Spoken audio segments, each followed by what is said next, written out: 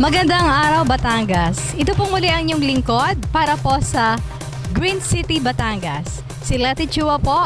Tayo po ngayon ay nasa barangay Tingga, Itaas, kung saan ay makikita natin habang tayo pumapasok sa kanilang barangay ang fruits of labor ng mga residente dito. Ang kanilang adhikain na mapaganda, mapalinis at mapaluntian ang kanilang barangay. Andito tayo ngayon sa Barangay Park ng Tingga, Itaas. So pasukin po natin at alamin ang mga programa ng barangay para sa kasusulong ng programang pangkapaligiran. Kasama pa rin po ang inyong lingkod, Letty Chua, at ang cameraman, Elmer Zaraspe.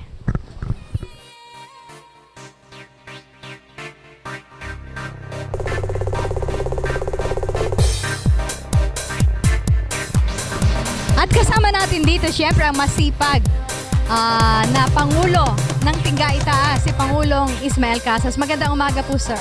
Ma'am, magandang umaga po. Okay, so talagang napakaganda ng transformation ng inyong barangay. Parang wala po ako nakikitang mga plastic at talagang luntiang-luntian. Paano po niyo ito nagawa? Sa pool naman po ay wala pa po itong programa, ay kami po ay tulong-tulong na pong naglilinis. Nung pa po ay naglilinis na kami. Ngayon nga po, nung biglang dumating ang programang ito ng Gawad Parangal, ay di kami po ay nagtulong-tulong lalo. Inuna na po namin yung mga ilang mga plastic na maalis sa kalye at nagprograma po kami kung paano ito tuluyang mawawala at maiwasan ang pagtatapon ng mga tao. At ito na nga po, ang amin pong sinunod ay yung total pong paglilinis at pag-greening ng kapaligiran. Ito ang punong ito napapansin ko ay sa halip na basta na lamang siya puno, nilagyan pa niyo ng landscape. Opo, yan po ay matagal na pong nakaprograma yung kagandahan itong puno sapagkat alam po namin na kailangan pong magkaroon dito ng park sapagkat ito po ay tamang lugar para sa mga tao na mamahinga at ito po ay nakakatuwa sapagkat marami pong namamahinga dito maging tagalabas o taga rito sa atin. Kagawad naman po, pangalan po? Jameson Santiveros po, magandang umaga po sa inyo at kayo po ay narito sa aming pinagsisikapan po namin ang aming barangay na talagang maging zero plastic po. Ayan. Nakita ko nga po doon sa signage nyo, sa pagpasok pa lang, zero plastic, ang Tingga, Itaas. So kayo si Kagawad Jameson Ontiveros. Ano po yung inyong komitiba na hinahawakan dito? Sa Clean and Green po ako ngayon. At talagang focus kayo, ha? Pinagsisikapan talagang po namin maging malinis at maging maganda ang aming barangay. SK Chairman, pangalan? Mary Joy Rivera po. Mary Jane Rivera? Mary Joy. Oh, Joy, galak. So, kayo ba'y may galak sa inyong puso dahil nakikita niyo ang inyong barangay? Ang balita ko ay green ang inyong rating sa most recent na performance ng Dangal ng Luzon Award. Galak na galak po kasi po yung naging, sabi nyo nga po, green na po ang aming barangay. Masaya-masaya po kami dahil po sa pagiging green lalo pong gumaganda po ang aming barangay. At bilang kabataan, ano ba yung inyong papel na ginagampanan? Bilang pong kabataan na namumuno bilang SK Chairman ay lalo po naming pagagandahin ang aming barangay sa tulong po ng aking mga kagawad na lalo po kaming tutulong upang mapaganda po ito. So may regular na cleaning kayo? Meron po. Ako po hindi nyo na itanong, ako po ang barangay administrator po ng barangay. Kaya palagi po akong utusan natin Pangulo na pumunta sa ating bayan para makipag-ugnayan sa ikabubuti ng pamayanan, hindi lang mo ng Tingga, Itaas, hindi po lang ng Batangas City, kundi ang buong Pilipinas po. So bali Pangulo siyang gumaganap na parang katulad ni Kuya Philip Baroja. Para ko city administrator, siya ang barangay administrator. Kung tawagin po ay administrative chief at kung sakali pong ako ay mayroong ibang ginagampanan, alam naman niyo po ang amo ng barangay, hindi lang po isa o dalawa ang nasasakupan, ay di siya po ay katulong ko. Lalo tigit po ay doon sa mga pagpapalo up sa city ng mga resolution, ng mga project, sapagkat siya naman po ay naging konsehal dati nung kasama ko nung unang term. Kaya po kilala ko siya na bilang isang magaling na katulong. Yun ang tinatawag nating delegation. Si punong barangay Ismael Casas ay dinedelegate yung mga trabaho na kaya namang gawin ng kanyang mga kagawad. At itong barangay administrator, full name po? Ako po ay si Sosimo Dimaano po. Dadagdagan ko po lamang tungkol sa plastic. Ang ating pong city ay nagkaroon ng panukala na hindi na po tayo gagamit ng plastic. Nung pong nag-umpisa po yun ng June 1. Ngayon po, doon po sa Kamuhang po ay gumawa pa rin ng resolusyon para masuportahan ang ipinatutupad ng city. At sa katunayan po, ang bawat tindahan po ay aming binigyan ng kopya na aming pinaalam na simula sa uno ay bawal ng plastic. Kung bagaman hon, meron pa isa-isang hindi nakakasunod, pero aming pong pinakikiusapan sa kaulad ng ating barangay. Maraming po salamat. Kung pinapag-uusapan dito sa Barangay Tingga Itaas, batay po sa ating mga panayam, yung sinasabi nilang empowerment at saka yung delegation. Pangulo, isa rin sa mga active stakeholder na inyong barangay, ang isang coordinator ng city.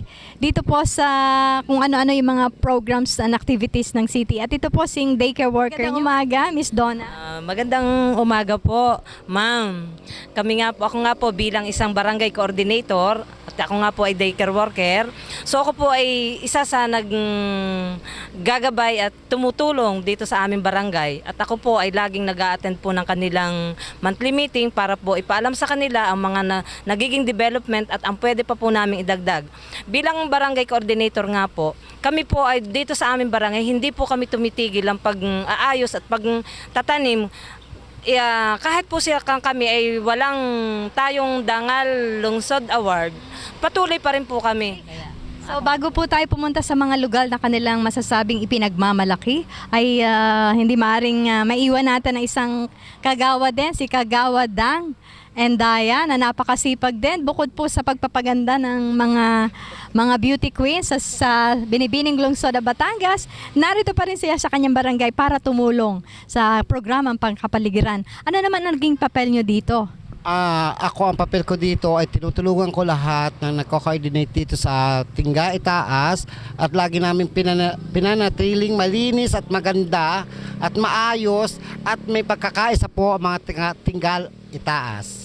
Yan. Pagkakaisa, yan ang susi para sa isang sumusulong at umuunlad na pamayanan. So, samahan po ninyong muli ang inyong lingkod, si Letty Chua, dito po sa Green City, Batangas, at si Elmer Zaraspe para tugay-gayan pa at puntuhan ang mga best practices dito sa Barangay Tingga Itaas. Tara na!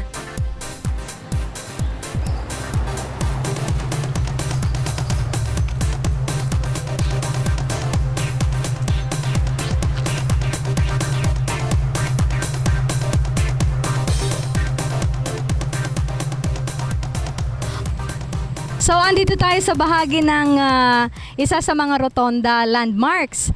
Etong napakagandang mga kabuti, mga giant mushroom. Bilang entrance po ng barangay, ay di amin pong inilagay yung landmark na ito para makita nilang kaya pala puro mushroom ang nakalagay na dekorasyon sa barangay, ay dito po yung sign, Ito yung mother of all the mushroom.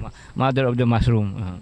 Kasi kung Biro nga po ng marami, bakit daw humalalaki ang kabuti dito? Ang akin naman humbiro din sagot ay dahil dito ay mas matitinding kidlat at kulog ang dumating. ito yari saan? Ito ho yung mga lumang palanggana na i-donate ng mga tao. At ito po namang mga bato, ang malalaki, ito po ay pinagsakripisyohan ho namin kuhanin sa ilog. Yan. Oho. At itong mga kabuting maliliit. Yung pong kabuting maliliit na makikita po natin all the way sa barangay, ay ito po ay mga bao na ang iba ho ay binili namin, ang iba ho ay ibinigay at pinagtulong-tulungan po namin na gawing parang isang kabuti. Kung hindi man ho kahawig ng tunay na kabuti, ay yan ho ang nagpipresent po ng kabuti. Naku ma'am, napakadami po ho niyan dahil yan ho kung amin hong kuhanin sa pinanggagalingan sa mga source namin ay ito yung sako-sako po namin kinukuha. Talaga, tapos pininturahan pa ninyo. Talagang labor of love. Ang labor po namin dito ay meron hong naggagawa ng pinakatangkay na puno ng kawayan. Tapos yung bao ay merong magkakatulong na nililinis. Tapos meron din pong nagpapako. May nagbubutas ng drill sa bao para hindi mabasag pag pinakuan. Talagang pinlano nyo, ha? Talagang may plano kayo kung paano gagawin yan. Mga ilang araw po ninyo itong tinrabaho? Ito lang when it comes dito sa paglalagay ng mga kabuti na ito. Matagal din po ma'am. Siguro po ay ito ay umabot ng 4 to 5 days. Yun hong pag-dispose. Bukod po yung paggagawa. Doon naman po sa mga purok-purok ay pinagmamalaki ko po sa inyo na ang nagsakripisyo po noon ay ang mga konsihal na nakakasakop sa kanilang purok. Ayan. So talagang makikita natin dito sa Barangay Tinga Itaas na empowered itong mga kagawad kasi bawat purok po ay may mga itinalagang katungkulan kung saan ay kani-kanilang pagagandahin ang kani-kanilang purok.